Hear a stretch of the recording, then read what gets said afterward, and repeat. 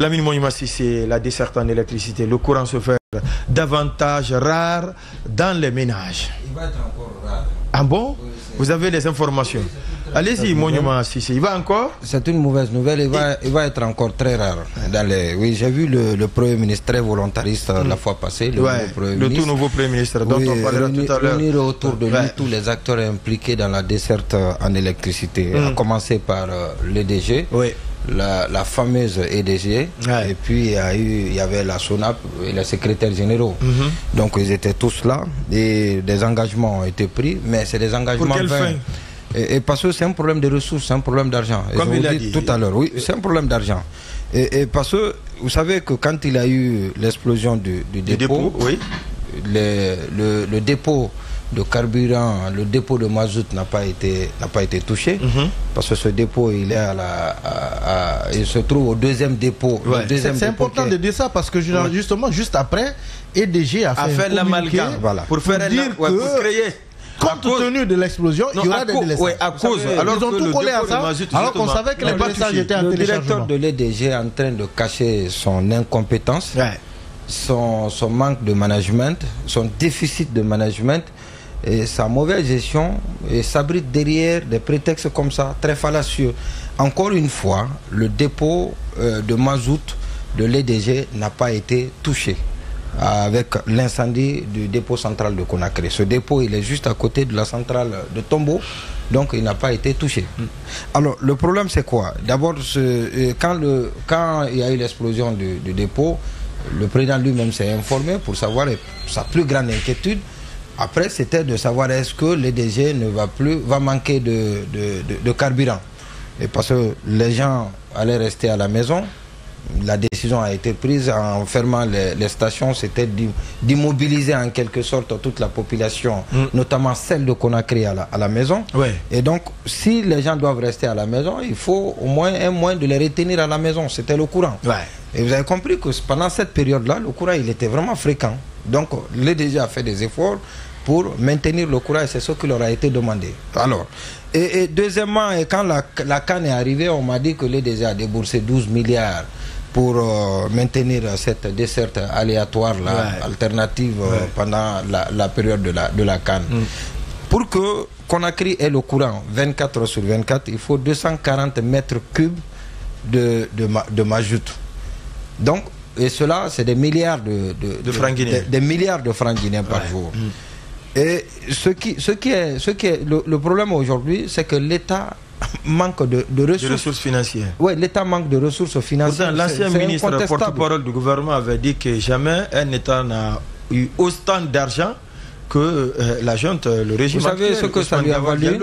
Ce que ça lui a valu, et parce que vous savez la société de gestion de Kaleta, Kaleta et Swapiti, l'État a des royalties, c'est vrai que l'État doit aussi verser de l'argent à cette société pour la vente à la Guinée donc de la production d'électricité. Et donc on devait à cette société plus de 20 millions de dollars. Dès que l'annonce a été faite par le ministre Gawal, donc les Chinois ont demandé leur argent, on dit donc vous avez beaucoup d'argent, vous refusez de nous payer. Et c'est ça, c'était un problème. Donc je ne sais pas comment ils ont géré ça de façon diplomatique, mais ça a été géré parce que l'État ne pouvait pas payer en ce moment plus de 20 millions de dollars et faire face aux charges. Non, c'était pas possible. Donc c'était des discours pour la consommation de l'opinion, mais malheureusement ils se sont vite rétractés. Et donc aujourd'hui, encore une fois, pour aller très vite avec l'EDG, donc encore il faut de l'argent pour acheter, parce qu'on dit que la production s'est vendue à l'EDG à 1800, l'EDG vend à 800, mais ce qu'on ne comprend pas, il y a Manu qui l'a dit tout à l'heure, c'est que les factures augmentent. Malheureusement ici, il n'y a aucune communication autour. Ailleurs, dans les pays responsables avec des sociétés de gestion de l'électricité responsables, si la facture doit augmenter, si le coût du kilowattheure doit augmenter, cela doit faire l'objet d'une communication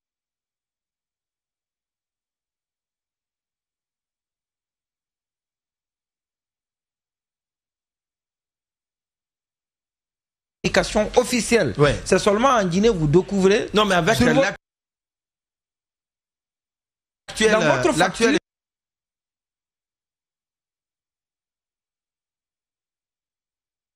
direction générale. Non, qui a du mépris, qui a du dédain, qui, je ne sais... Vous savez, il se croit fort. Oui. Très bien protégé. Malheureusement, c'est ça le problème en Guinée. Ouais. Quand vous avez quelqu'un qui vous protège, vous avez un mentor très puissant, vous en foutez vous n'en avez que de la bonne manière. Bien entendu. Vous faites ce que bon vous semble, et puis voilà, vous en foutez. Et donc, je dis, vous découvrez dans votre facture, ça a augmenté, et puis vous n'avez pas où vous plaindre. Et parce que quand vous entamez cette démarche-là de protestation auprès... Mais les conséquences sont très nombreuses. On a écouté ce micro-trottoir. Et parce que moi, j'ai dit, par exemple, moi j'ai échangé avec quelqu'un des impôts, je lui ai dit que c'est l'informel qui est pratiquement impacté. Est-ce que cela ne pourrait pas impacter les recettes fiscales? Oui, c'est vrai que pour le moment ça n'impacte pas, et parce que les 2 mois qui sont passés, les impôts ont fait le plein, plus de 109% en janvier et 110% en février. Mais c'est que le problème est formel. Donc qui sont des structures organisées qui payent beaucoup d'argent. Qui sont formalisées, voilà. Et quand ça ne fonctionne, quand ça ne marche pas beaucoup, c'est que vous ne pouvez pas payer assez d'argent à l'État. Parce qu'à la suite de vos déclarations, donc vous êtes la base impotable est fixée, vous payez de l'argent. Donc c'est une chaîne, et on le saura plus tard, et peut-être 2, 3, 4, 5 mois après, on comprendra les effets pervers de cette coupure d'électricité, de cette dégradation de la desserte pourrait se ressentir sur les recettes de lait. Mais pour le moment, les citoyens en souffrent énormément. Très énormément. Il y a beaucoup de choses, il y a beaucoup d'informels qui ont fermé. Et la fois passée, moi j'ai été chez un coiffeur qui m'a dit que la journée il ne travaille pas. Et parce qu'il a habitué ses clients à la tondeuse. Non, pas qu'à la tondeuse, mais aussi au climatiseur, à la climatisation. Donc les clients qui viennent et qui trouvent qu'il n'y a pas de courant, donc on s'en va, et parce il fait excessivement sur ces derniers temps. Donc il est en train de perdre beaucoup d'argent, sans compter les soudeurs, sans compter les vendeurs à la sauvette, sans compter donc tout ceci. Et même dans les ménages. Ils étaient nombreux, quand ils ne terminaient pas un repas, on pouvait le conserver, mais aujourd'hui on ne peut plus. Les conséquences, ça aggrave bien évidemment la pauvreté. Exactement, c'est la pauvreté. Et l'autre argument avancé par les DG, on dit qu'il n'a pas assez plu à Kindia. Et donc qui sont les têtes le barrage, de source. Le barrage ne contient pas assez d'eau. Il faut l'utiliser en parcimonie, ce qu'il y en a, et combler avec le thermique. Et le thermique, il n'y a pas d'argent pour acheter le carburant pour justement trouver ce gap-là et fournir l'électricité. Daouda Mohamed Kamara.